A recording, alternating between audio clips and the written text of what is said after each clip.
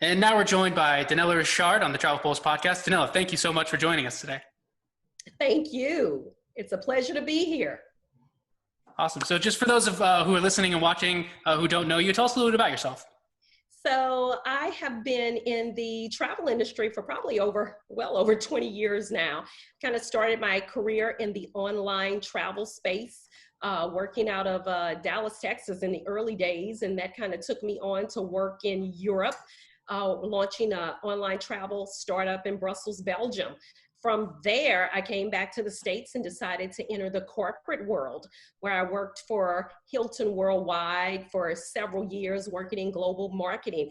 And then one day the opportunity came for me to venture off into the cruise industry, where I went to work for Norwegian Cruise Line, and then I went to work for Holland America Line.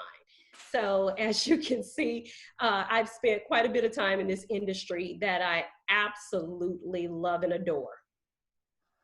Travel is the best. Yeah. Yes, Great resume of experience there. So we're going to touch a little bit on hotels from your background and cruising as well, and also talk about your new show that you've got coming up. But first, we'll start with the cruising. A lot is going on, a lot of pushback that we mentioned as well. How do you think the cruise industry can recover from this pandemic? Oh, Dan, come on. I mean, let me say Eric.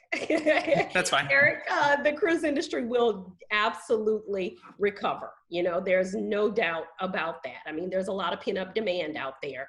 You know, if you look, we're seeing that all the cruise lines are reporting that they're doing very well for 2021 and 2022. So I have no doubt about that. Of course, the cruise lines that are members of CLIA, they're working very closely with CLIA and also the CDC.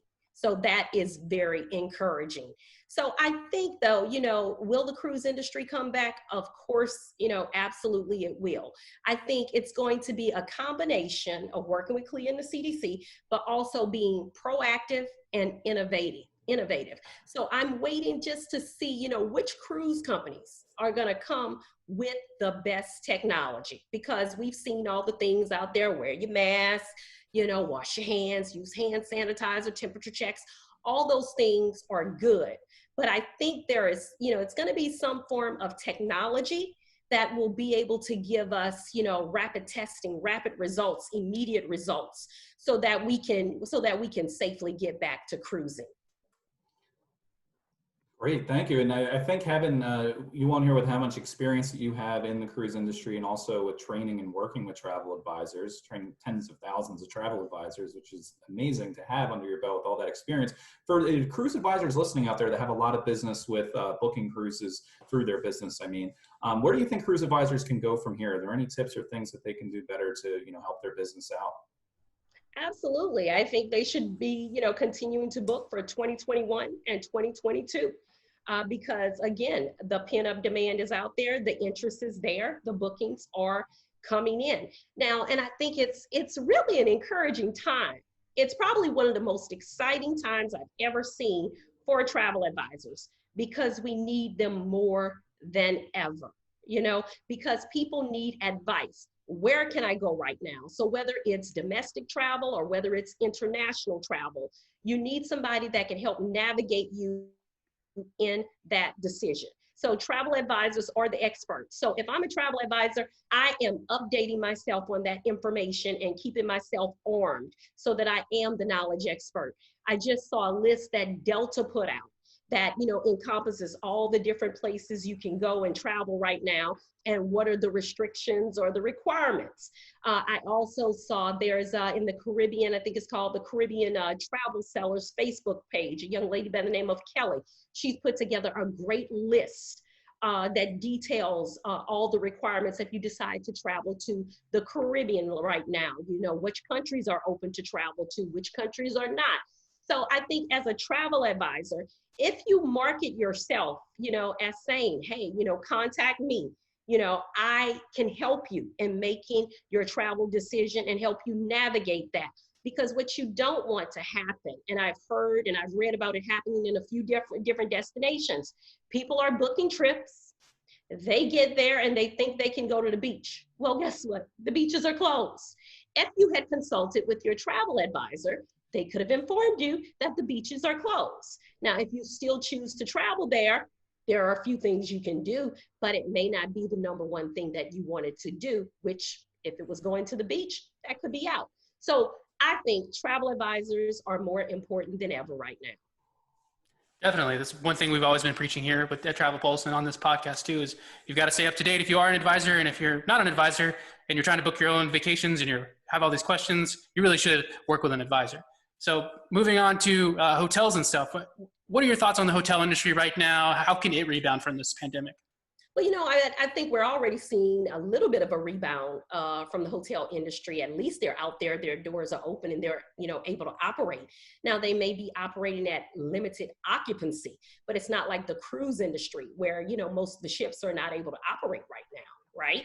So I think there's a lot of, I'm very optimistic about the hotel industry. Over the 4th of July holiday, I actually stayed at the Hard Rock Seminole, just in Florida. Oh. And I got to tell you, I was nervous in the beginning, but as I arrived on property, they scanned my temperature. There were hand sanitizing stations throughout. Everyone wore their mask and there were signs throughout. And what I think the best part of it was when I got to my hotel room and I opened the door and the seal broke that said my room had been cleaned and sanitized. That gave me a great peace of mind.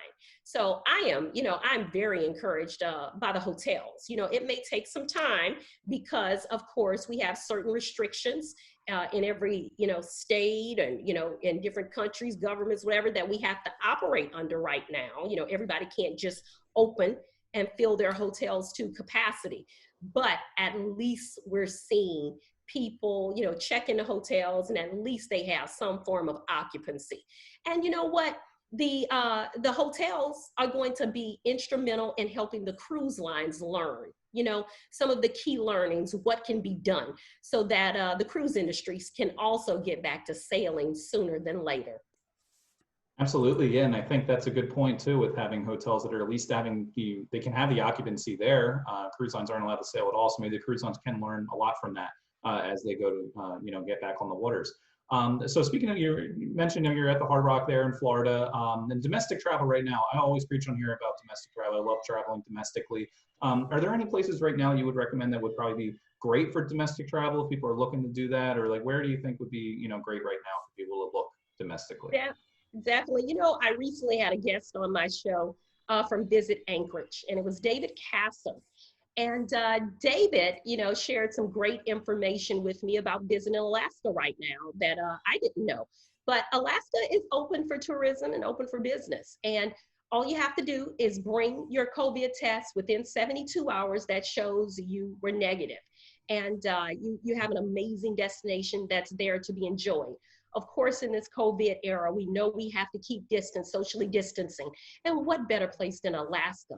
That's so wide, so broad, so open, so many outdoor activities, everything from if you want to, go bike riding or you want to go dog sledding, even in the summertime, that's possible. Or maybe you want to, take out a four-wheeler, or maybe you want to go fishing, golf, spa. David opened my eyes and where I personally have been thinking about where can I go right now. He made me realize, Alaska, fly into Anchorage right now and go visit Alaska.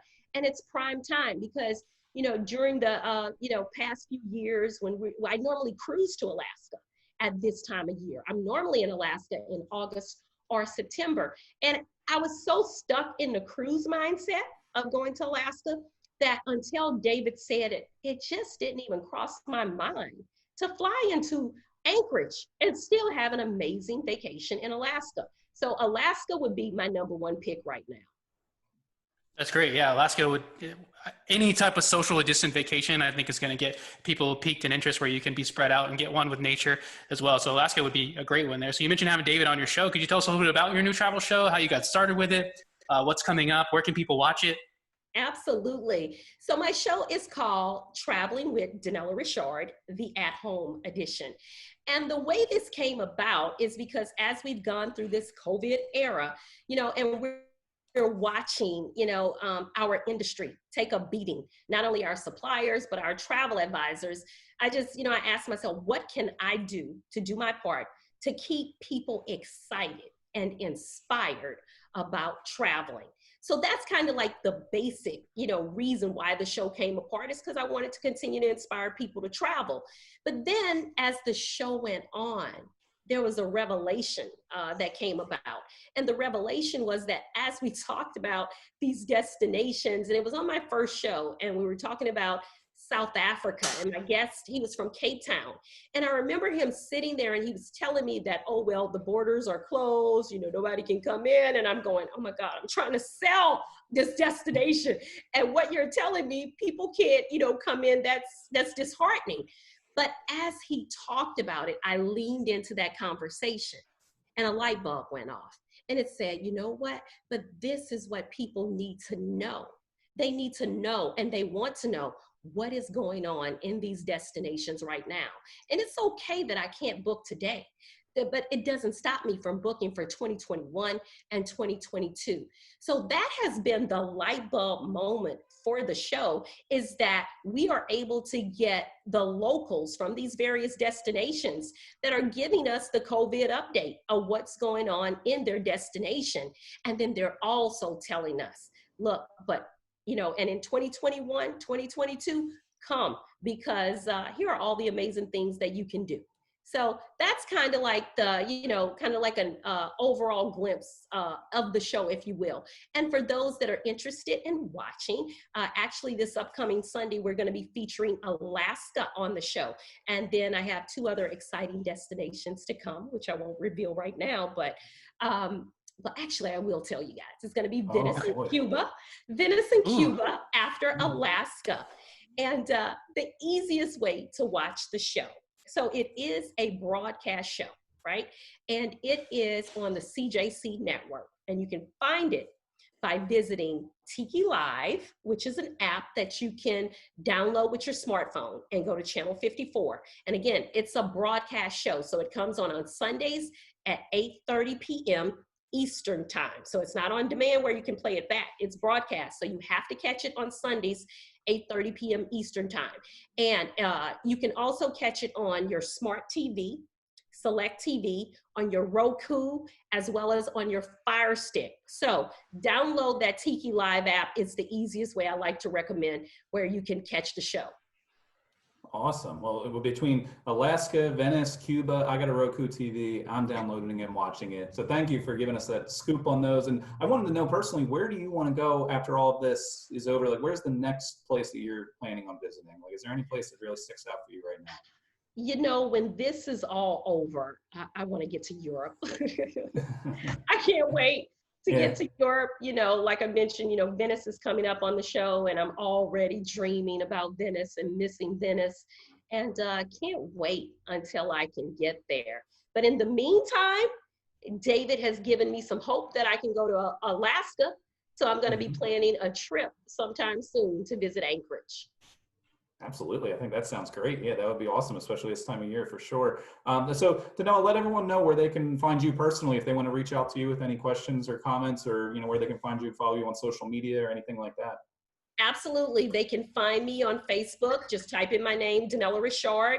I'm also on LinkedIn. I'm on Instagram and Twitter as well. So I'm out there, but I can also be reached via email as well. And that's Denella@travelingwithdenella.com.